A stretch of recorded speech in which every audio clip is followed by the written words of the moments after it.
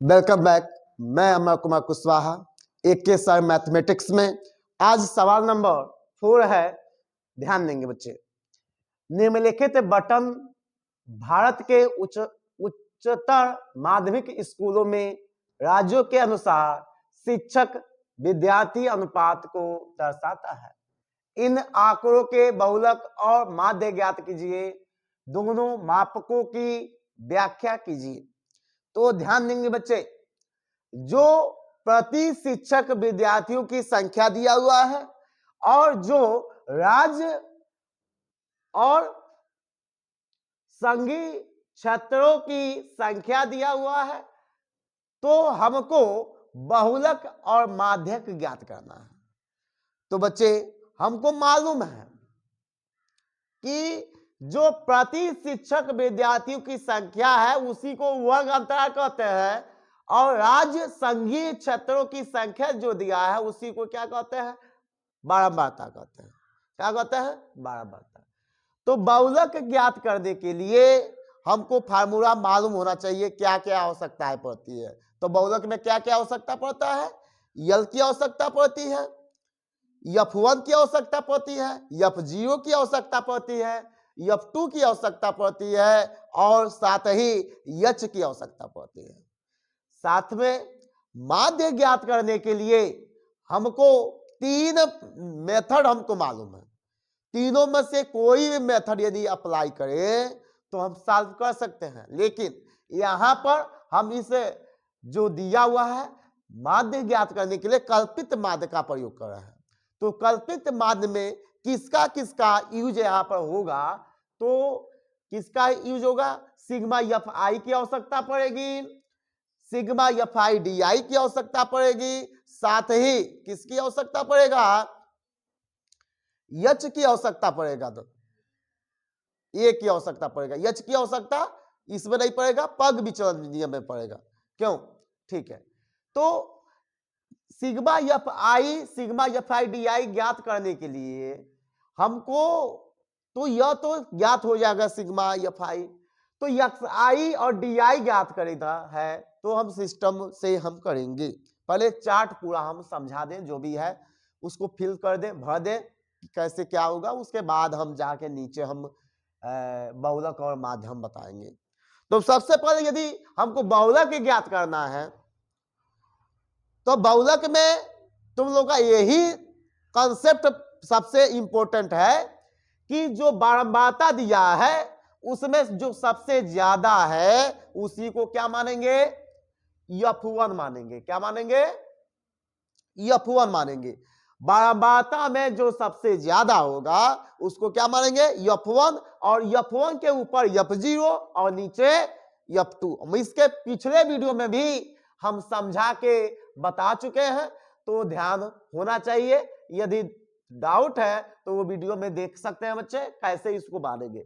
जो F1 है, सबसे ज्यादा जो बारंबारता होता है वही F1 होता है, उसके ऊपर वाला F0 हो जाता है, नीचे वाला क्या हो जाता है? F2 हो जाता है। और F1 के ही सिद्ध में हम यल मानते हैं। और यल किसको मानते हैं? जो निम्न होता है, मतलब जो छोटा होता है। तो इसमें छोटा कौन है? 30 है। यही क्या हो जाएगा? यल हो जाएगा, स्मॉल यल का मान हो जाएगा। यच क्या हो जाएगा? जो वर्ग अंतराल होता है, कोई भी प्रत्येक बराबर ही होता है, जो वर्ग अंतराल होता है उसका डिफरेंस यानी अंतर ही क्या होता है? यच होता है। तो 35 में से 30 माइनस हो जाएगा, कितना हो जाएगा? 5। तो 5 क्या है? यच है। और कुछ किसी की आवश्यकता बहुलक में नहीं होगा। हम चाहे तो बिना चार्ट इसको फिल किए हम सिर्फ यदि बहुलक ज्ञात करना है तो कर सकते हैं, लेकिन साथ में हमको माध्य भी ज्ञात करना है, तो क्यों नहीं पहले यह कंप्लीट करके तब हम आगे हम नीचे बताएंगे। ध्यान देंगे बच्चे। सबसे पहले सिग्मा एफ आई ज्ञात करना है। तो सिग्मा एफ आई का क्या मतलब है, क्या कंसेप्ट है कि टोटल को प्लस कर देना ही सिग्मा एफ आई कहलाता है।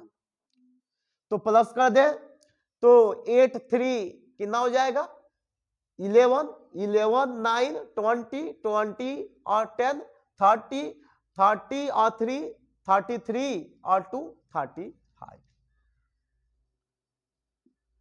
0 है मतलब प्लस करने पर वही संख्या मिलेगा। ठीक है, यक्स आई यानी जिसको मध्यमान कहते हैं वह ज्ञात करना। इसका क्या मतलब होता है कि दोनों को प्लस करके 2 का डिवीजन कर देना ही क्या कहलाता है, मध्यमान कहलाता है। तो बच्चे ध्यान दें, 15 प्लस में 20, 15 से 20 है, यह माइनस नहीं है बच्चे, ध्यान देंगे, अंतराल है, वर्ग अंतराल है, मतलब 15 से 20 तक।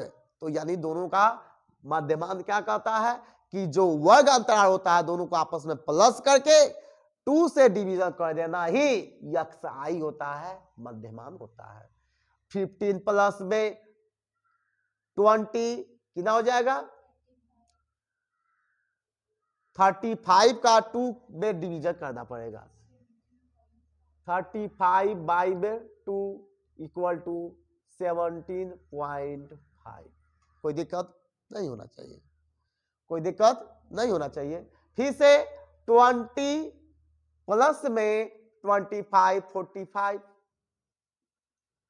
बाई में 2 कितना हो जाएगा, 22.5।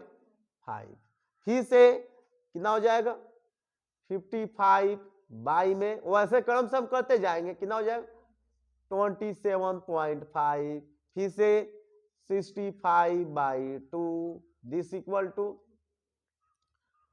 32.5। फिर से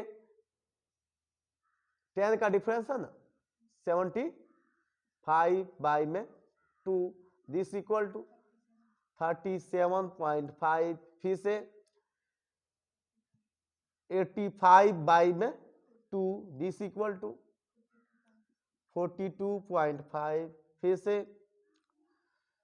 कितना हो जाएगा, 95 बाई में 2 दिस इक्वल टू 47.5। फिर से 105 बाई में 2 दिस इक्वल टू 52.5। ध्यान देंगे बच्चे, हम यहां सब कैलकुलेशन करने नहीं गए हैं, लेकिन यदि ध्यान है तो कर सकते हैं। देखेंगे कि प्लस करके 2 का डिवीजन हुआ है, सब में देखेंगे 5 का डिफरेंस है। यदि हम चाहें तो 5 का डिफरेंस लिखते जाएंगे, लेकिन समझ होना चाहिए बच्चे करने का। प्लस करके दिखा दोगे और बेहतर है, कंफ्यूजन नहीं रहेगा ना कि हम गलती करेंगे कल ऐसा ही होगा, कोई किसी प्रकार कोई कंफ्यूजन नहीं होगा। उसके बाद डी आई ज्ञात करना बच्चे। तो डी आई कब ज्ञात होता है, जो यक्साई हम ज्ञात किए हैं उसी में से ए माइनस किया जाता है। तो बच्चे ध्यान दें, यहां पर डी करने के पहले हमको ए ज्ञात करना पड़ेगा, ए को हमको देखना पड़ेगा, ए कहां से हमको मानेंगे। तो ए ज्ञात करने के लिए जो मध्यमान होता है, जो यक्साई होता है, उसमें जो बीचों बीच में होता है उसी को ये मानते हैं। लेकिन यदि विषम संख्या होगा तभी तो बीच में एक संख्या मिलेगा, लेकिन सम संख्या मिलेगा तो बीच में 2 नंबर मिलेगा। दोनों में से कोई भी हमें लेके चलेंगे, हमारा आंसर सही आएगा, हम पहले वीडियो में बता चुके हैं।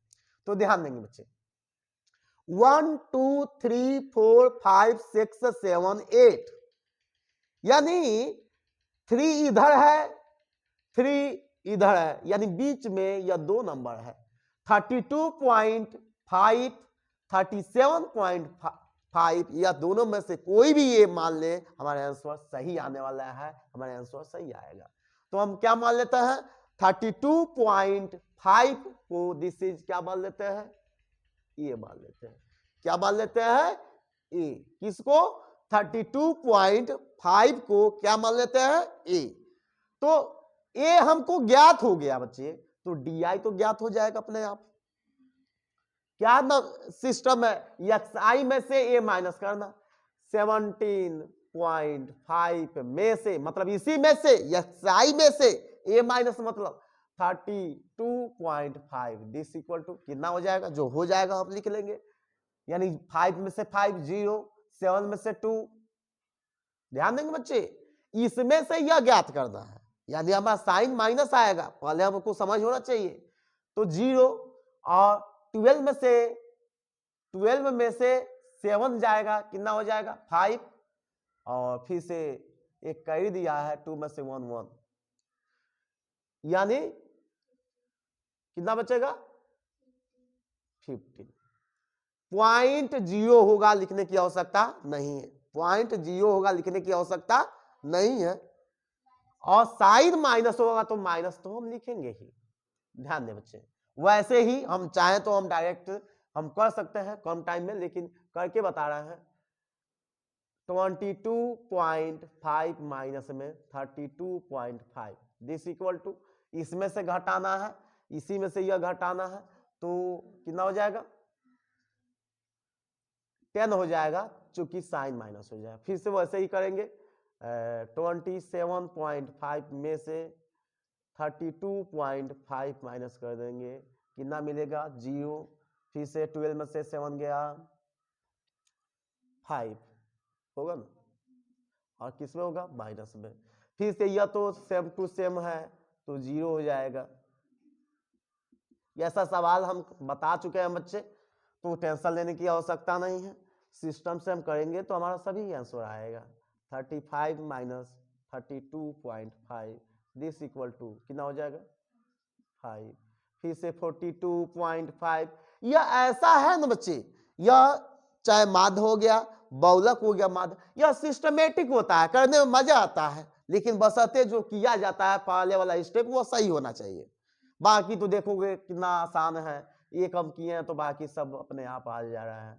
कितना हो जाएगा 10 हो जाएगा, चूंकि प्लस में आएगा मालूम है। फिर से 47.5, इसीलिए कहा जाता है बच्चे कैलकुलेशन करना बहुत जरूरी है, क्योंकि कैलकुलेशन नहीं करेंगे ना तो दिक्कत तो होगा ही। कैलकुलेशन ही मोस्ट होता है, क्योंकि सवाल गलती से बचने के लिए कैलकुलेशन करना बहुत जरूरी होता है। तो देखेंगे यह किए हैं, किसी प्रकार कोई दिक्कत नहीं है।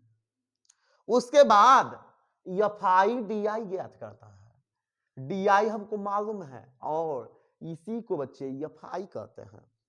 जो बारंबारता होता है, हम कई वीडियो में बता चुके हैं कि जो बारंबारता होता है वही एफआई होता है, और जो डीआई हम ज्ञात किए हैं उसी का आपस में इंटू कर दें तो हमारा राइट आंसर आ जाएगा।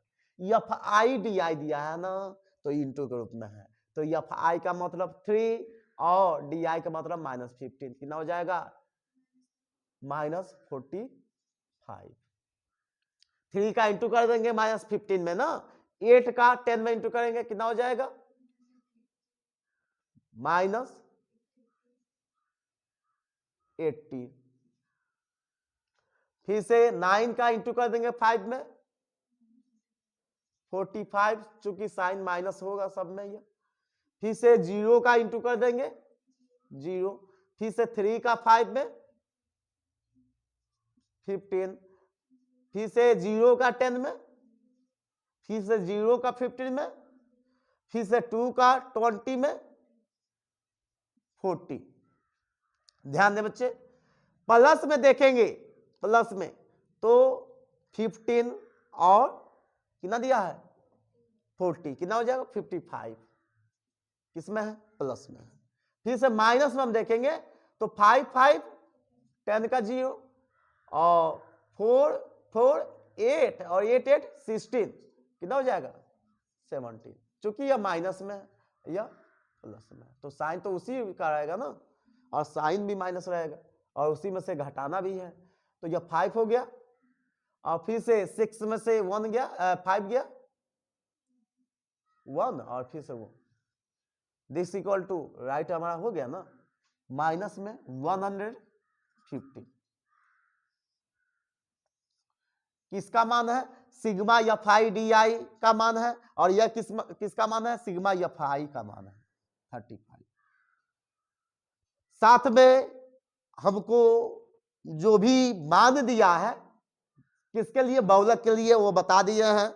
बहुलक के लिए जो भी मान दिया है वो बता दिए। बहुलक सबसे पहले ज्ञात करेंगे, उसके बाद हम माध्य ज्ञात करेंगे। तो बहुलक में हमको सभी मान मालूम है, तो सबसे पहले हम लिखेंगे बहुलक का फार्मूला जो है, तो सबसे पहले लिखेंगे क्या होता है, बहुलक इक्वल टू क्या होता है, यल प्लस ब्रैकेट में F1 माइनस में F0 माइनस में F2, ध्यान देंगे यह F0 बाई में 2F1 माइनस में F0 माइनस में F2 इंटू में H होता है। थोड़ा हम पहले हम लिख दिए हैं, ठीक है कोई बात नहीं। तो बहुलक इक्वल टू होता है कि यल प्लस है ब्रैकेट में F1 माइनस F0 बाई में 2F1 माइनस F0 माइनस में F2 इंटू में H होता है बच्चे। तो इसमें सभी मान हमको दिया हुआ है, देखेंगे यल का मान 30 हम बता चुके हैं, समझा दिए हैं शुरुआत में। ये F1 का मतलब 10 बता दिया है, F0 का मतलब 9, F2 का मतलब 3, H का मतलब जानते ही हो जो दिया होता है उसी का वर्ग अंतराल का क्या होता है, अंतर होता है। तो जैसे 20 में से 15 माइनस करोगे कितना बचेगा 5, 25 में से 20 माइनस करेंगे कितना बचेगा 5, वही होता है H। ठीक है, हम मान रख के हम सॉल्व करेंगे। यल का मतलब 30 प्लस में F1 का मतलब 10 माइनस में F0 का मतलब बच्चे 9 बाई में 2F1 का मतलब 10 माइनस में F0 का मतलब 9 माइनस में F2 का मतलब 3, दिस इज ब्रैकेट में इंटू में क्या है 5, H का मतलब 5, कोई दिक्कत नहीं होना चाहिए। तो ध्यान देंगे बच्चे, पहले ये ब्रैकेट को हम सॉल्व करके तब आगे हम करेंगे, ध्यान दें। तो दिस इक्वल टू 30 प्लस में 30 प्लस में क्या हो जाएगा 10 माइनस 9 कितना हो जाएगा 1 बाई में 2 का 10 में इंटू करेंगे 20 माइनस माइनस माइनस और ये दोनों आपस में प्लस हो जाएगा 12, दिस इज ब्रैकेट इंटू में 5, दिस इक्वल टू ध्यान दें 30 प्लस में 1 बाई में 8 इंटू में 5, यानी 5 1 के साथ इंटू हो गया, क्या हो गया जाएगा ऊपर 5, कोई दिक्कत नहीं होना चाहिए। अब बच्चे हमको डिवीजन आना चाहिए, क्या आना चाहिए डिवीजन, या एलसीएम लेंगे तभी आएगा, 2 बार डिवीजन करना पड़ेगा, उससे बेहतर है कई बार में हम डिवीजन करेंगे हमारा आंसर आ जाएगा। 8 का 5 में डिवीजन करेंगे नहीं जाएगा, मालूम है 0 लिखेंगे वहां पॉइंट लिखना पड़ेगा।